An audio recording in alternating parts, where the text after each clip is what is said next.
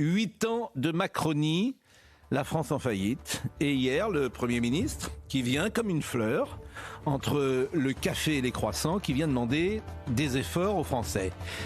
Eh bien non, je refuse. Pour au moins 3 raisons. La première, qu'on commence par demander d'abord des efforts aux étrangers, qui sont sur le sol de France. Qu'on supprime, par exemple, l'allocation pour les demandeurs d'asile, allocation à laquelle ils ont le droit, pendant que leur dossier est en cours, allocation qui est une pompe aspirante pour toute la misère du monde, qu'on supprime le RSA pour les étrangers, bref, qu'avant les Français, les étrangers soient soumis à un effort.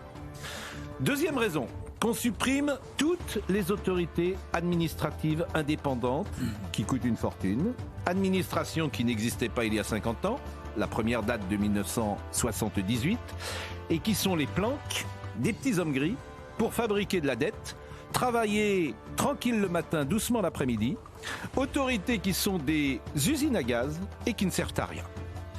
Troisième raison, qu'on coupe dans les dépenses sociales. Par exemple, plus de chômage pour les moins de 30 ans. Ah, évidemment, ça c'est une décision radicale. Changement de logiciel. Quand on a moins de 30 ans, on bosse. On ne vit pas au crochet de l'État. Il y a du boulot. Et si on n'est pas content, c'est la même chose. Enfin, je refuse que les Français soient soumis aux efforts parce que je sais que ça ne sert à rien. Les finances publiques, c'est le tonneau des dadaïdes. On remplit d'eau un tonneau sans fond. Michel Rocard avait inventé la CSG. Elle devait durer 1 an et représenter une ponction de 1% du salaire.